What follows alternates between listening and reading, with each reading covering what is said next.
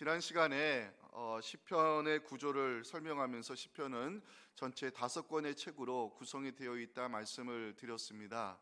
시편은 모세오경의 구조대로 이 5권의 책으로 이루어져 있는데요, 이 각 권의 책이 끝날 때마다 하나님을 찬양하는 송령으로 마무리하고 있습니다. 예를 들어서 1권이 끝나는 시편 41편 13절 보시면 이렇게 마무리를 하고 있습니다.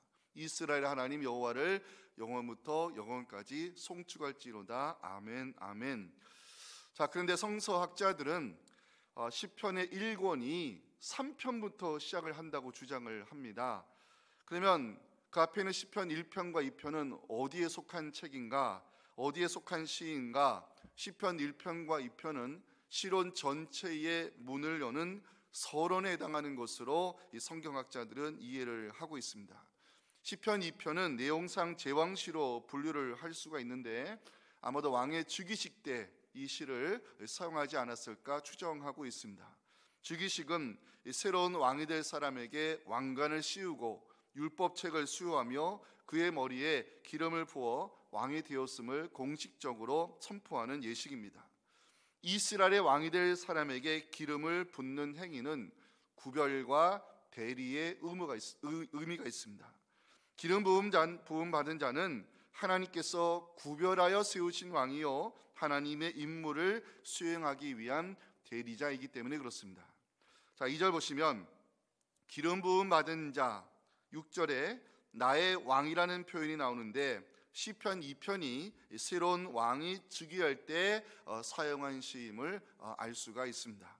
시편 2편은 누가 지었을까?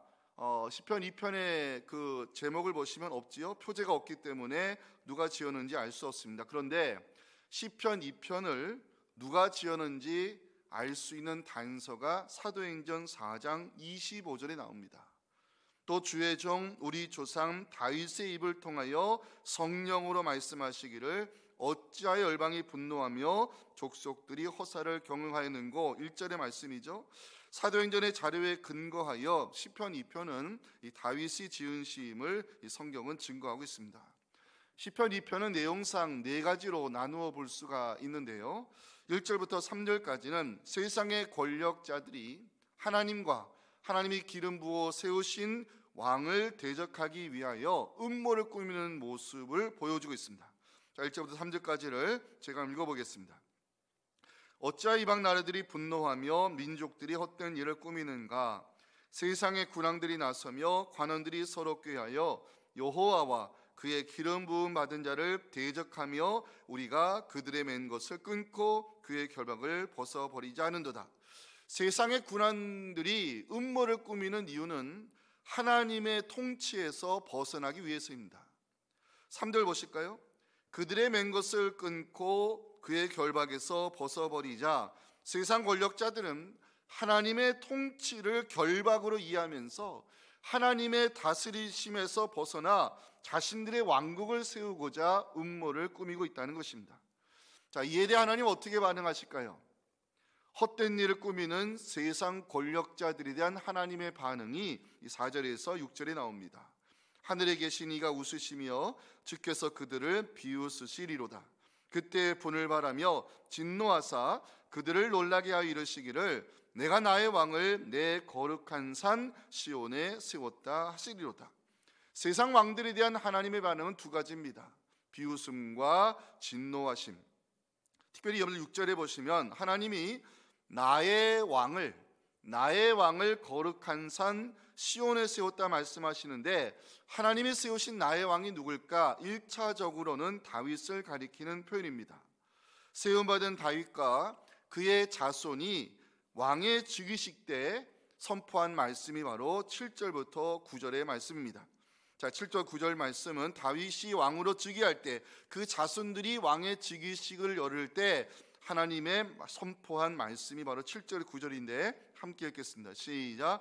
내가 여호와의 명령을 전하노라. 여호와께서 내게 이르시되 너는 내 아들이라. 오늘 내가 너를 낳았도다. 내게 구하라. 내가 이방 나라를 네 유업으로 주리니 내 소유가 땅끝까지 이르리로다. 네가 철장으로 그들을 깨뜨리며 질그릇같이 부수리라 하시도다. 아멘. 하나님은 다윗을 왕으로 세우시고 내 아들이라 말씀하셨습니다. 하나님께서 다윗을 기름 부어 왕으로 세우시고 너는 내 아들이라 말씀하는 장면이 사무엘하 7장 14절에 실제로 기록이 되어 있습니다. 나는 그에게 아버지가 되고 그는 내게 아들이 될 것이다. 하나님께서 다윗에게 너는 내 아들이라 말씀하시면은 두 가지 중요한 개념이 들어가 있습니다. 하나는 계약이고 또 하나는 양자의 개념입니다. 하나님과 다윗 사이에 맺은 계약은 영원할 것이며 하나님께서 다윗 자손을 아들처럼 지켜주실 것이라는 의미가 여기에 담겨 있습니다. 자, 역사적으로 보면 다윗 왕조는 무너졌고 왕의 자리를 이을 후손은 사라졌습니다. 하지만 하나님의 계약은 여전히 유지되고 있음을 보여준 사건이 바로 예수 그리스도의 성육신 사건입니다. 다윗의 후손으로 오신 예수님, 성령의 기름 부으심을 받으셨고 요단강에서 세례를 받으실 때 너는 내 사랑하는 아들이라는 하늘의 음성을 들려주셨습니다. 하나님은 예수 그리스도를 왕으로 세우셨음을 복음서 기자들은 증거하고 있는 것입니다. 시편 기자는 마지막으로 하나님께서 세우신 왕에게 복종할 것을 오늘 10절부터 12절 마지막 말씀을 전하는데요, 함께 읽고 오늘의 메시지 나누겠습니다. 시작. 그런즉 군왕들아 너희는 지혜를 얻으며 세상의 재판관들아 너희는 교훈을 받을지어다. 즐거워할지어다. 그의 아들에게 입맞추라. 그렇지 아니하면 진노하심으로 너희가 길에서 망하리니 그의 진노가 급하심이라. 여호와께 피하는 모든 사람은 다 복이 있도다. 아멘. 첫째 메시지입니다. 세상 사람들은 하나님의 통치에서 벗어나기 위해 헛된 일을 꾸미고 있다는 것이 시편 기자가 전하는 첫 번째 메시지입니다. 자, 1절과 2절 보시면 목록이 나오죠. 이방 나라, 민족들, 세상의 군왕, 관원들이 나오는데 하나님을 대적하는 세력을 의미합니다. 특히 1절에 분노하다는 단어는 히브리어로 불만을 토로하다 이런 뜻입니다. 자, 그러면 세상의 군왕들이 왜 불만을 토로할까요? 그 이유가 3절에 나옵니다. 우리가 그들의 맨 것을 끊고 그의 결박을 벗어버리지 않은도다. 이 결박이라는 단어는요, 원래 가축의 행동을 통제할 때 사용하는 단어인데 세상 사람들이 불만을 토로하는 이유가 여기에 있습니다. 하나님의 통치 아래 있는 것이 싫고 하나님의 결박을 싫어하기 때문입니다. 속박과 결박에서 벗어나고자 하는 것은 인간의 본능이라 말할 수 있습니다. 아담과 하와가 사탄의 꾀임에 넘어가 선악과를 먹은 이유, 하나님의 속박에서 벗어나기 위해서입니다. 하나님의 통치에서 벗어나고 싶어하는 인간의 본능이 세상 사람들이 하나님을 대적하는 이유입니다. 2절에 보시면 서로 꾀하다는 단어가 나오죠. 음모를 꾸미라는 뜻입니다. 여기에 히브리어 하가라는 의성어가 들어가 있는데요, 하나님의 결박에서 벗어나기 위해 사람들이 모여 수군거리는 모습을 보여주는 단어입니다. 하나님의 통치에서 벗어나고 싶어하는 사람의 본능을 그대로 보여준 사건이 바벨탑 사건입니다. 사람들이 바벨탑을 쌓은 이유가 뭘까요? 하나님의 속박에서 벗어나 자신들의 왕국을 건설하기 위해서입니다. 창세기 21장 4절 보시면 바벨탑을 쌓는 이유를 성경은 이렇게 증거합니다. 또 말하되 자 성읍과 탑을 건설하여 그 탑 꼭대기를 하늘에 닿게 하여 우리 이름을 내고 온 지면에 흩어짐을 면하자. 하나님의 통치에서 벗어나고자 하는 사람들은 결국 하나님을 대적하는 자의 모습으로 나타날 것을 2절은 말씀하고 있습니다. 세상의 군왕들이 나서며 관원들이 서로 꾀하여 여호와와 그의 기름 부음 받은 자를 대적할 것이다. 하나님의 통치에서 벗어나기 위해 바벨탑을 쌓는 사람들을 향해 하나님은 어떻게 반응하실까요? 4절, 5절 보시기 바랍니다. 하늘에 계신 이가 웃으시며 주께서 그들을 비웃으시리로다. 그때의 분을 바라며 진노하사 그들을 놀라게 하여 이르시기를. 저는 이 말씀들을 묵상하며 질문을 던져봤습니다. 하나님께 매여 있는 것, 하나님의 결박 아래 있는 것, 하나님의 다스림을 받는 것, 나는 어떻게 생각하고 있을까? 여러분들은 하나님께 매여 있는 것을 어떻게 생각하십니까? 하나님의 통치 아래에 있는 것을 여러분들은 어떻게 이해를 하고 계십니까? 시편 기자는 12절 마지막에서 이 질문에 대한 답을 제시하고 있습니다. 여호와께 피하는 사람은 다 복이 있도다. 하나님께 피한다는 것은 하나님의 통치 아래로 들어가는 것을 의미합니다. 이것이 복이라고 시편 기자는 고백하고 있습니다. 사랑하는 성도 여러분, 하나님께 매여 사는 것, 이것이 은혜임을 믿으시기 바랍니다. 속박과 결박에서 벗어나고 싶어하는 것은 인간의 본능입니다. 하지만 세상 사람들이 하나님의 통치에서 벗어나고자 바벨탑을 쌓았을 때 그 결과는 무너짐으로 나타났습니다. 부족하기에 하나님께 붙어 있을 수밖에 없다면 저는 그것이 은혜라고 생각합니다. 연약하기에 하나님께 피할 수밖에 없다면 그것이 우리가 누릴 수 있는 복이라고 시편 기자는 알려주고 있습니다. 여러분, 어린아이들을 가만히 보시면요, 무서움이 생길 때, 두려움이 생길 때 달려가는 대상이 있습니다. 엄마 아빠의 품입니다. 엄마 아빠 소리 지르면서 달려와 안기면 부모는 안아줍니다. 쓰다듬어 줍니다. 개를 물리쳐 줍니다. 아이 얼굴에는 금방 두려움이 사라지고 평안이 찾아옵니다. 피할 대상이 있다는 것, 있는 모습 그대로 받아주시는 분이 있다는 것, 이것이 은혜요 감사인 것입니다. 하나님 우리의 피난처가 되심을 믿으시면서 시편 46편 1절 말씀을 함께 읽겠습니다. 시작. 하나님은 우리의 피난처시요 힘이시니 환난 중에 만날 큰 도움이시라. 아멘. 하나님의 다스리심이 무엇인가를 고민해 보았습니다. 하나님의 다스리심을 받는다는 것은 하나님의 통치 아래로 들어가는 것을 의미합니다. 그때 하나님이 우리에게 베푸시는 은혜가 있습니다. 하나님이 우리의 피난처 되심을 고백하며 하나님의 통치 아래 들어갈 때 우리가 누릴 수 있는 은혜가 있습니다. 시편 2편 열어놓고 계십니까? 5편으로 가셔서 12절 말씀에 표시해 주시면 좋겠습니다. 시편 5편 12절에 방패와 같은 은혜 표시해 주시면 좋겠습니다. 하나님께 피하는 자, 하나님께 달려가는 자, 하나님의 통치 아래 들어가는 자가 누릴 수 있는 은혜는 바로 방패와 같은 은혜입니다. 하나님께서 우리를 방패와 같은 은혜로 지켜주실 것을 믿으시기 바랍니다. 세상 사람들은 하나님의 속박으로부터 벗어나고 싶어합니다. 하지만 우리 믿는 사람들은 하나님의 통치 아래 살아가는 이것이 은혜임을 고백할 수 있어야 됩니다. 세상 사람들은 하나님의 결박을 벗어나고자 자신들의 바벨탑을 쌓고 있습니다. 하지만 믿는 사람은 하나님께 매여 사는 것, 이것이 은혜임을 고백할 수 있어야 되는 것입니다. 하나님을 인생의 피난처로 삼아 살아가는 여러분들에게 우리 하나님께서 방패와 같은 은혜로 여러분들의 삶을, 여러분들의 가정을, 우리 자녀들의 인생을 지켜주시기를 주님의 이름으로 축원합니다. 오늘 둘째 메시지가 오늘 설교의 결론인데 중요합니다. 함께 읽겠습니다. 시작. 하나님의 세우신 왕 예수 그리스도에게 복종해야 한다는 것이 시편 2편이 전하는 가장 중요한 메시지입니다. 자, 세상 군왕들이 하나님의 결박에서 벗어나고자 대적할 때 하나님이 하시는 일이 있습니다. 6절 말씀을 같이 함께 읽겠습니다. 시작.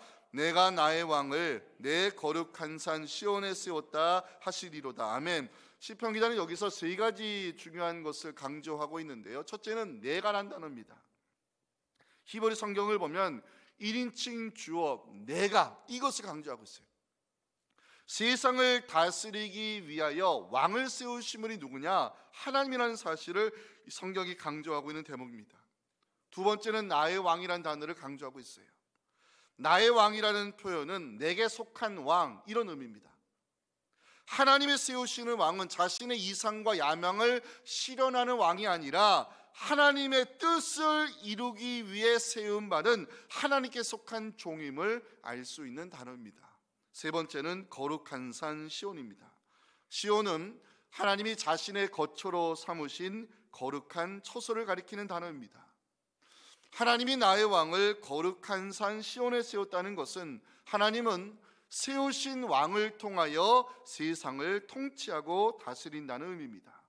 자, 그러면 하나님이 기름 부어 세우신 왕, 하나님이 거룩한 산 시온에 세우신 왕, 누구를 가리킬까요? 바로 예수 그리스도이십니다. 기억하실 것은, 자, 2절에 기왕에 표시해 주세요. 2절 기름 부음 받은 자 표시해 주시고요, 6절에 나의 왕 표시해 주시고요, 7절에 내 아들, 2절 기름 부음 받은 자, 6절에 나의 왕, 7절에 내 아들이라는 표현이 동시에 등장하는 것은 시편 2편밖에 없습니다. 유일합니다. 기름 부음 받은 자, 나의 왕, 내 아들, 모두 예수 그리스도를 가리키는 메시아적 표현입니다. 그래서 성서학자들은 시편 2편을 가리켜서 메시아시로 분류하고 있습니다.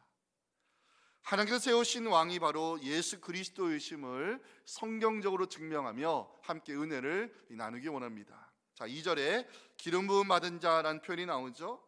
자, 그리스도, 히브리어로 메사야라고 하는데 헬라식 표현으로 보면 그리스도입니다. 그리스도 우리가 알다시피 기름 부음 받은 자라는 뜻입니다. 구약 시대의 기름 부음 받은 자는 왕과 대제사장, 선자밖에 없습니다. 자, 왕 예수님은 다윗의 혈통을 따라 유대인의 왕으로 태어나셨고 동방 박사들의 경배를 받으셨음을 복음서 기자는 증거하고 있습니다. 대제사장, 예수님은 우리의 대제사장 되심을 히브리서 4장 14절은 기록하고 있습니다.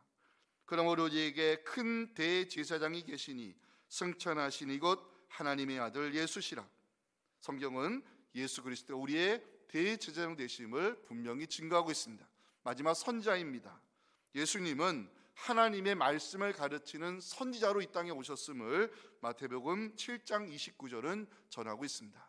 이는 그 가르치시는 것이 권위 있는 자와 같고 그들의 서기관들과 같지 아니함이로라.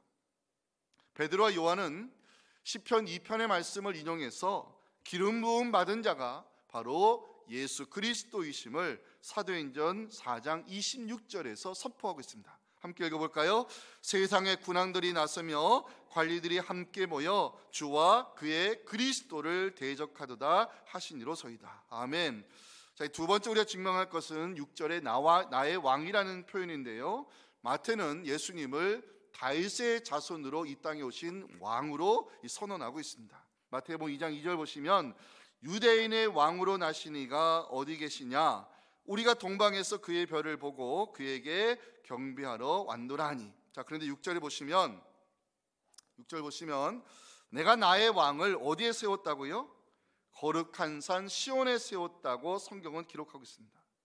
거룩한 산 시온은 예루살렘을 가리키는 이 성경적 표현입니다. 세상을 구원하기 원하시는 하나님의 뜻을 위하여 주님께서 십자가에 달리시고 부활의 첫 열매가 되신 곳이 바로 예루살렘입니다.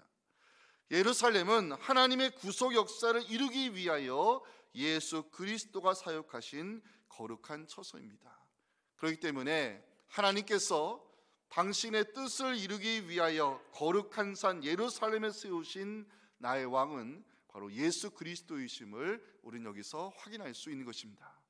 7절에 너는 내 아들이라는 표현이 나오는데 하나님과 예수님과의 관계를 보여주는 말씀이 있습니다.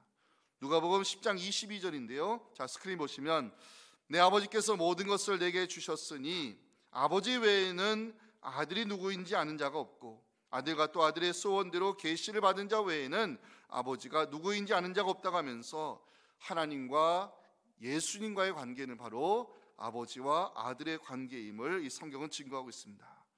자, 이제 다시 2절로 돌아가셔서 기름 부음 받은 자, 6절 나의 왕, 7절 너는 내 아들, 모두 이 성경 기자들은 예수 그리스도를 가리키는 메시아적 표현으로 해석을 하고 있습니다. 자, 그러면 하나님께서 이 땅에 그리스도를 보내주신 이유가 뭘까요? 하나님께서 이 땅에 왕을 세우신 이유가 뭘까요? 8절과 9절에 답이 나와 있는데요, 우리 8절 9절을 함께 읽겠습니다. 시작. 내게 구하라. 내가 이방 나라를 내 유업으로 주리니 내 소유가 땅끝까지 이르리로다. 네가 철장으로 그들을 깨뜨리며 질그릇같이 부수리라 하시도다. 아멘.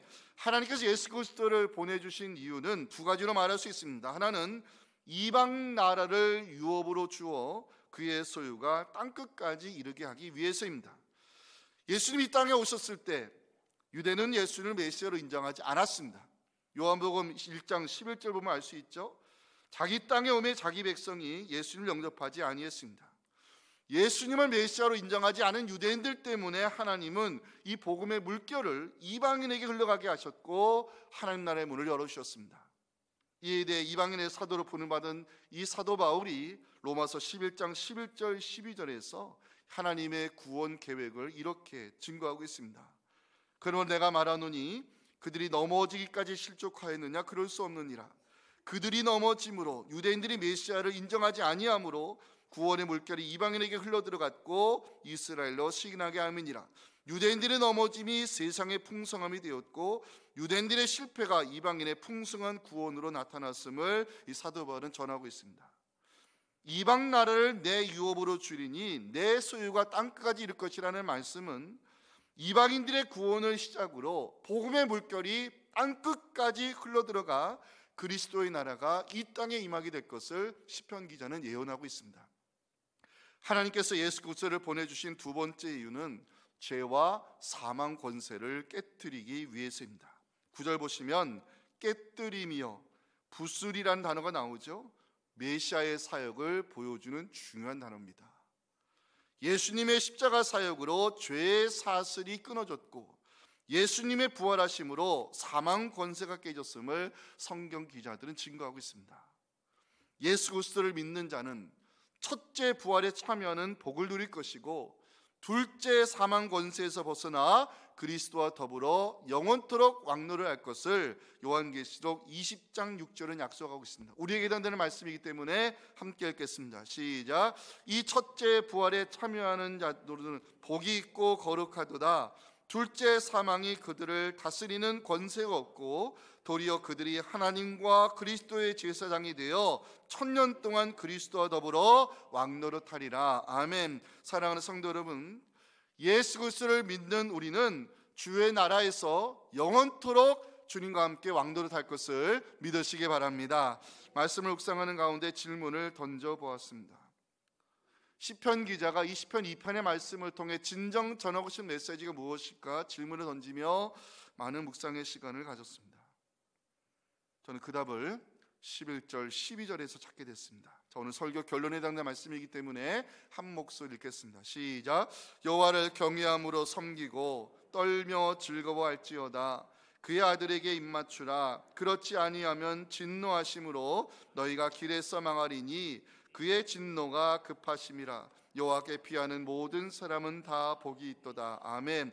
시편 기자는 먼저 하나님을 경외함으로 섬길 것을 제안하고 있는데요, 하나님을 경외함으로 섬기라는 이 말씀의 구체적인 답은 바로 12절에 나오는 그의 아들에게 입맞추라, 이 말씀으로 귀결이 되고 있습니다.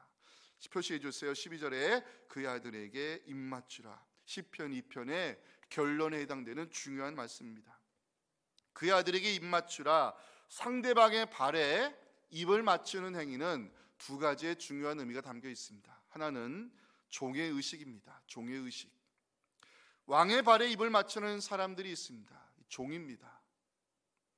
그의 아들에게 입 맞추라는 말씀은 종의 의식을 가지고 섬기라는 의미가 여기에 담겨 있습니다. 왜요? 예수님이 종의 수건을 두르고 섬겨주셨기 때문입니다. 요한복음 14장 4절과 5절 보시면 종의 수건을 두르시고 제자들의 발을 씻기시는 주님의 모습을 볼 수가 있습니다.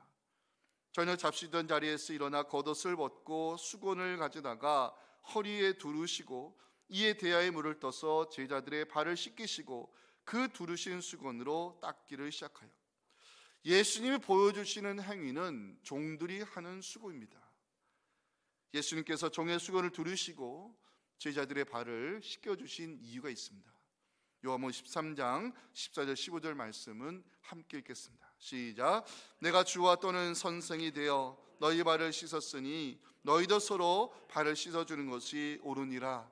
내가 너에게 행한 것 같이 너희도 행하게 하려 하여 본을 보였노라. 아멘. 왜 우리는 종의 수건을 들고 섬김의 자리로 돌아가야 될까요?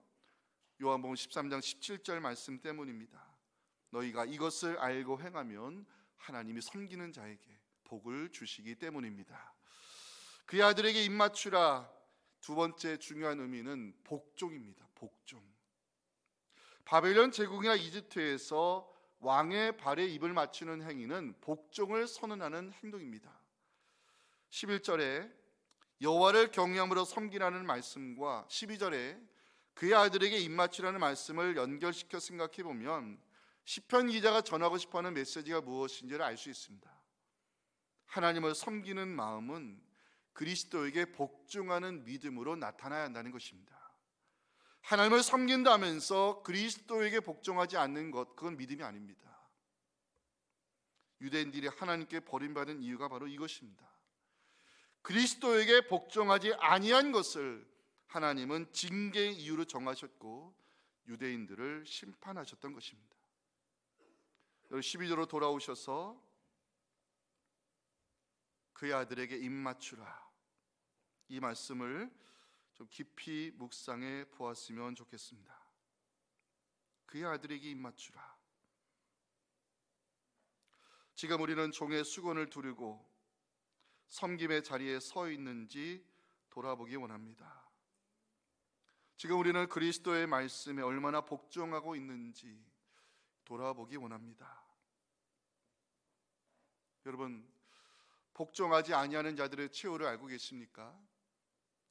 고린도후서 10장 6절 보시면 그리스도의 말씀에 복종하지 아니하는 자들의 최후를 성경은 이렇게 경고합니다. 너희의 복종이 온전하게 될 때에 모든 복종하지 않는 것을 벌하려고 하나님이 심판을 준비하고 있다고 성경은 말씀하고 있습니다. 왜 우리는 그리스도에게 복종해야 될까요? 왜 우리는 그리스도에게 복종해야 될까요? 예수님은 우리를 구원하기 위해서 십자가에 죽기까지 복종하셨기 때문입니다. 빌립보서 2장 6절부터 8절까지의 말씀을 우리 모두의 신앙 고백이 되는 말씀으로 함께 읽으며 그리스도의 말씀에 복종할 것을 다짐하는 귀한 시간을 가져보기 원합니다. 함께 읽겠습니다. 그는 근본 하나님의 본체시나 하나님과 동등됨을 취할 것으로 여기지 아니하시고 오히려 자기를 비워 종의 형체를 가지사 사람들과 같이 되셨고 사람의 모양으로 나타나사 자기를 낮추시고 죽기까지 복종하셨으니 곧 십자가에 죽으심이라. 아멘. 우리를 구원하기 위해서 십자가에 죽기까지 복종하신 예수님은 사실은 하나님이 우리를 위해 보내주신 하나님의 아들이요 하나님이 세우신 거룩한 왕입니다. 우리 왕이신 하나님을 함께 찬양하며 기도의 자리로 나아가도록 하겠습니다. 지금은 우리 구주 예수님의 은혜와 주만은 우리를 구원하기 위해 하나뿐인 아들 독생자를 이 땅에 보내주신 하나님 아버지의 크신 사랑과 성령의 역사하심이 주신 이 귀한 말씀을 마음속 깊이 새기며 우리가 돌아갈 자리가 바로 섬김의 자리, 복종의 자리임을 깨닫고 죽어 마땅한 우리를 구원하기 위해 십자가에 죽기까지 복종해 주신 그 그리스도의 십자가 앞에 우리의 모든 것을 내려놓고 섬기는 자로, 복종하는 자로 살기를 소망하는 우리 사랑하는 성도들의 이 거룩한 다짐과 우리가 섬기는 자리와 우리가 사랑하는 이 교회 위에 지금부터 영원토록 함께 하시기를 간절히 축원하옵나이다. 아멘.